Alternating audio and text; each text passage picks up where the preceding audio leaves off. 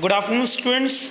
As per the demands of the students, I am just describing this chapter once again in simple language.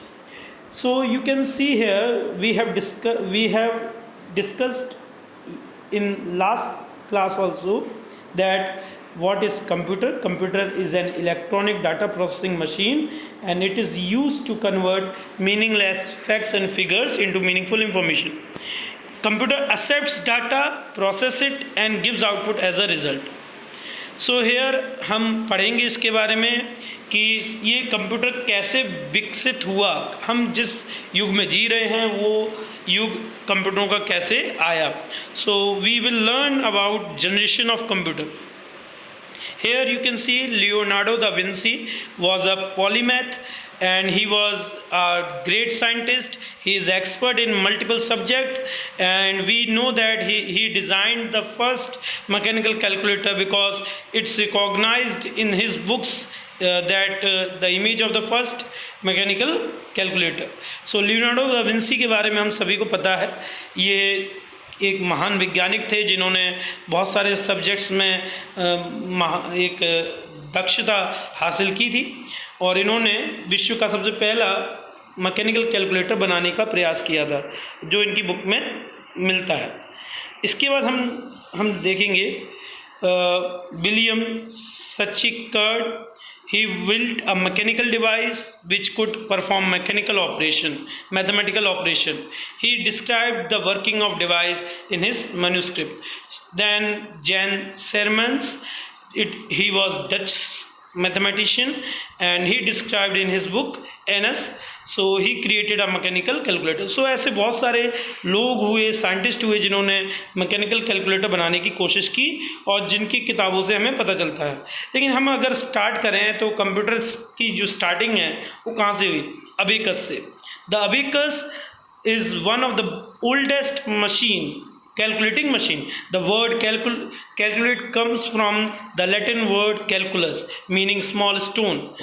In ancient days, people used to small stones and other such objects for counting. The word abacus means board and table. Okay, so it is easy to understand in here. The earliest abacus was used by Babylonians. The Chinese started using abacus in early 4th century BC. The Chinese abacus was the bead abacus. So इसके बाद हम देखेंगे Napier bones के बारे में. Napier bones ने भी अपने स्तर पर एक बहुत बड़ा काम किया. John Napier invented several mechanical methods of simplifying and speeding up multiplication. The most famous method involved some special rods, later known as Napier bones. In 1617, he published a description of these in his book Rhabdology, which means rod and word in Greek. So, Napier's rod were used for multiplying two numbers, each having two or more digits. उसके बाद हम बात करेंगे the logarithm and slide rule. The logarithms and slide rule is a compact device for performing calculation rapidly. John Napier invented the tables of logarithm in 1614. Amute Gunter invented the process of looking up logs. So इस machine से हम logarithms निकाल सकते थे. logs हम पढ़ेंगे 11th class में. अभी हम logs के बारे में नहीं बता सकते क्योंकि it is not in your syllabus. So हमें ये समझना होगा कि कुछ चीज़ें ऐसी हैं वैज्ञानिकों की जो बनाई हुई, जिनका पर्पस बहुत बड़े स्तर पर होता था, जिनका उपयोग बड़े स्तर पर होता था, और जिनका पर्पस था कि हम बड़ी से बड़ी कैलकुलेशंस को आसानी से कर सकें. तो उनमें से एक था स्लाइड रूल, और ये लॉगरिथम पर बेस था. नाउ पैस्कलाइन ये लॉगरिथम, पहले मैं बताना चाहूँगा कि लॉगरिथम मैथमेटिक्स का एक टॉपिक है जिसमें हम लॉग टेबल बनाते हैं, और regarding that we will find the values of roots. So such as हम √3 √5 हर किसी की एक्यूरेट वैल्यू मिल जाती है. तो ये हम 11th में सीखेंगे. नाउ पैस्कलाइन की बात करें तो Pascaline the French mathematician and philosopher Blaise Pascal designed and built a Pascaline to perform addition and subtraction. So Pascaline बनाया गया था ब्लेज पास्कल के द्वारा, इससे हम एडिशन और सब्सट्रैक्शन दोनों कर सकते थे. So it is also called arithmetic machine and is considered to the first mechanical calculator. इसी को कंसिडर किया जाता है ये विश्व का फर्स्ट मैकेनिकल कैलकुलेटर है. कौन? Pascaline. Numbers were dialled on metal wheels. उसके बाद हमने 3 मशीन और बनाई. The calculating machines of Sir Samuel Morland an English mathematician devised 3 calculating machine in 17th century, 1 for trigonometry, 1 for addition and subtraction and 3rd for multiplication and division. So यहाँ पर 3 machine बनाई गई sir Samuel मॉरलैंड के द्वारा, वो भी 17th century में. पहली जो मशीन थी वो ट्रिग्नोमेट्री के लिए थी. ट्रिग्नोमेट्री 10th क्लास का टॉपिक है, इसको हम 10th क्लास में समझेंगे. मैथमेटिक्स का टॉपिक है जिसको हम कैलकुलेट करेंगे बाद में, जिसमें साइन थीटा कॉस थीटा वगैरह हम उपयोग करते हैं. उसके बाद साइंटिस्ट आए द स्टेफन रैकनॉर्ड. रैकनॉर्ड ने हम बताएं तो इसमें हम बात करेंगे Gottfried Wilhelm von Leibniz, who was the one of the first few people who tried to construct a machine by combining the principle of arithmetic and logical. He thought of a computing machine. उन्होंने सबसे पहले एक ऐसी machine बनाने की कोशिश की जिसको हम अर्थमेटिक और लॉजिकल मशीन कह सकते हैं, और उन्होंने ही सबसे पहले सोचा कि हम ऐसा कर सकते हैं कि मशीन किसी पर्टिकुलर कोड्स पर काम करे. He also discovered that computing process could be done more easily using binary number coding. तो इन्होंने ही बाइनरी नंबर कोडिंग को स्टार्ट किया, बनाया, डेवलप किया. He invention the stepped. तो ये बाइनरी नंबर कोड किसके इन्वेंशन थे? स्टेप्ड रैकनॉर के. ओके. सो रैकॉनर बोल सकते हैं, रैकॉनर. ओके. So step reckoner. Difference engine इसके बाद आया जो चार्ल्स बेबेज ने डिज़ाइन किया था. Charles Babbage a British mathematician is called the father of computer. His invention and the difference engine was sophisticated specialized calculating machine. So Charles Babbage वो scientist थे जिन्होंने अपना पूरा जीवन मशीन को विकसित करने में लगाया. उन्होंने डिफरेंस इंजन बनाया, और डिफरेंस इंजन भी ऐसा बनाया जो बहुत ही ज़्यादा सोफिस्टिकेटेड था, यानी कठिन था समझना, लेकिन उन्होंने इस तरह से उसको डिज़ाइन किया. उसका जो आर्किटेक्चर था वो 2 पार्ट्स में डिवाइड था. The difference engine consisted of 2 major parts. First, the calculating mechanism and the printing mechanism and the control mechanism. The machine was able to calculate polynomials. It was a huge step forward in the development of calculating device. तो Charles Babbage ने सबसे बड़ा कदम उठाया था जिसके द्वारा वो इसको बना रहे थे, जिसमें उन्होंने 2 तरह के मैकेनिज्म यूज़ किए. पहला था कैलकुलेटिंग और प्रिंटिंग मैकेनिज्म, दूसरा था कंट्रोल मैकेनिज्म. उसके बाद चार्ल्स बेबेज वहीं नहीं रुके. वो एक ऐसे वैज्ञानिक थे जो मानव जाति के लिए बड़े से बड़ा उपकरण बनाकर जाना चाहते थे. तो उन्होंने उसके बाद एनालिटिकल इंजन बनाया. Analytical engine by Charles Babbage. Babbage began to think about building an improved calculating engine after the difference engine. Between 1833 and 1842, he tried to build a machine that could be programmed and could do any kind of calculation. This new machine was called the analytical engine. It was designed to calculate the numerical values and values of any formula using the ordinary rules of arithmetic and print the result. तो ये जो difference engine था ये arithmetic rules को follow करता था. इसको भी चार्ल्स बेबेज ने डिज़ाइन किया.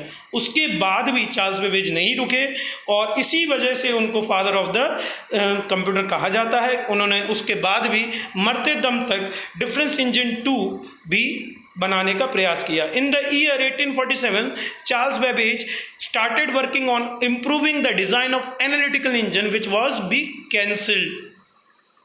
to be called difference engine 2. यानी वो ऐसा इंजन थे, ऐसा मतलब वो ऐसा इंजन बनाना चाहते थे जो बहुत ज़्यादा अच्छा हो, प्रभावकारी हो. मीन्स उन्होंने अपने जीवन में सबसे पहला काम यही किया.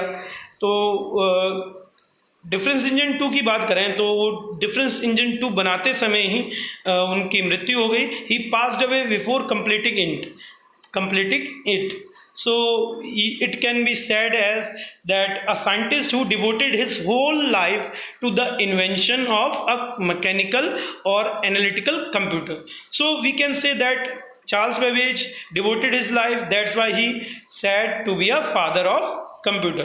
So the logical design was the same as the earlier difference engine, and the printing mechanism also simplified in the modified version. तो चार्ल्स बेबेज ने डिफरेंस इंजन 2 बनाने का प्रयास इसलिए किया क्योंकि वो जानते थे कि डिफरेंस इंजन जो पहला वाला था वो थोड़ा कठिन था, और फिर उन्होंने उसको और एडवांस लेवल पर बनाया, तो उसकी काफ़ी मैकेनिज्म को उन्होंने सिंपल बना दिया। इसके बाद हम पढ़ रहे हैं generations of computer, birth of modern computer. इधर से हम कह सकते हैं मॉडर्न कंप्यूटर की बनने की शुरुआत हुई, यहाँ से हम कह सकते हैं कि कंप्यूटर की दुनिया बदल गई पूरी। The modern computer is way more advance compare to the initial idea of machine use to be calculate numbers. It can carry out billions of arithmetic operations at lightning speed. यानी modern computer बहुत अलग थे, बहुत advance थे, जो इन साइंटिस्टों ने सोचा था उससे कई गुना बेटर हम बना सकते थे, और हमने बनाया। तो मॉडर्न कंप्यूटर्स का विकास जब हुआ वो डिफरेंस इंजन 2 के बाद ही हुआ। तो a generation of in computer terminology refers to the change in the technology. Generation क्या होती है इसको समझेंगे हम।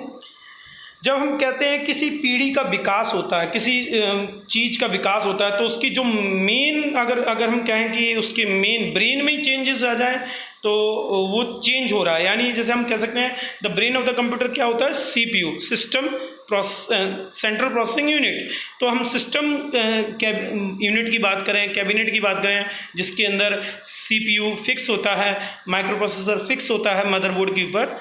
अगर हम उसकी बात करें, अगर हम उसकी टेक्नोलॉजी में चेंजेस कर देते हैं तो वहाँ से पूरी की पूरी जनरेशन चेंज हो जाती है। तो व्हाट इज़ जनरेशन, यहाँ पर एक पूरी डेफिनेशन दी हुई है, इसको हम समझेंगे। A generation in computer terminology refers to the change in the technology. Generation किसे कहते हैं, जब टेक्नोलॉजी एकदम से चेंज हो जाए और जिससे पूरे कंप्यूटर की जो मेन वर्किंग प्रिंसिपल है वो चेंज हो जाए। So this resulted in increasing smaller and cheaper more powerful. यानी स्मॉलर यानी छोटा, चीपर यानी सस्ता, और मोर पावरफुल यानी बहुत ज़्यादा प्रभावशाली, more efficient and reliable computing device. Reliable means भरोसेमंद। तो जनरेशन जैसी चेंज हुई, जनरेशन जैसी एडवांस हुई, तो हमने कंप्यूटर का साइज छोटा कर दिया, कंप्यूटर सस्ते होने लगे, कंप्यूटर और ज़्यादा एडवांस लेवल पर काम करने लगे। जरा हम पहले जानते हैं कि फर्स्ट जनरेशन ऑफ कंप्यूटर में क्या हुआ। The first generation computers are used vacuum tubes for circuitry and magnetic drums for memory. तो फर्स्ट जनरेशन के जो कंप्यूटर थे वो एक पर्टिकुलर सर्किट को फॉलो करते थे, और उसमें हम वैक्यूम ट्यूब्स यूज़ करते थे, और जो मेन जो उसका टेक्नोलॉजी थी वो वैक्यूम ट्यूब थी फर्स्ट जनरेशन की।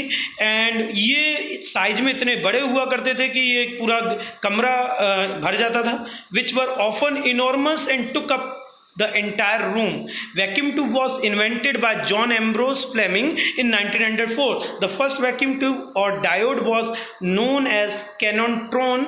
They were very expensive to operate. तो फर्स्ट जनरेशन के जो कंप्यूटर थे वो बहुत महंगे थे।